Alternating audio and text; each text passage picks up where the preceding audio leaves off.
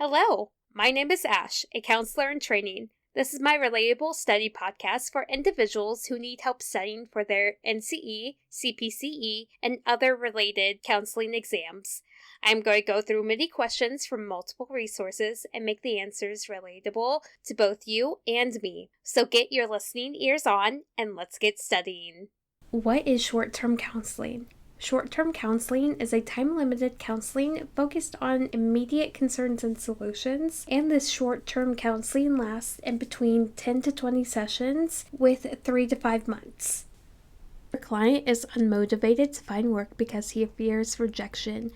You review person-centered approaches. What is the possible root of his maladaptive behavior? A. Incongruence between the value of having a job and the behavior of not looking for a job.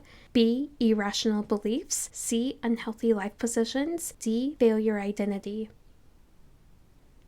The answer is A. The possible root of his maladaptive behavior is the incongruence between the value of having a job and the behavior of not looking for a job. He wants to find work but fears rejection, so it causes him to be unmotivated. Utilizing person-centered approaches, you can spot these incongruences of not having a job, looking for a job, and the rejection, and work with the individual to explore this rejection and the motivation to finding work. I recommend doing more research on person-centered approaches and careers.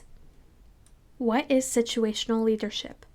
Situational leadership is a leadership model that suggests effective leaders adapt their style to the maturity and needs of its followers. For example, I do not have a specific leadership style, but when a group calls for a leader, I will step up depending on what their needs and maturity are.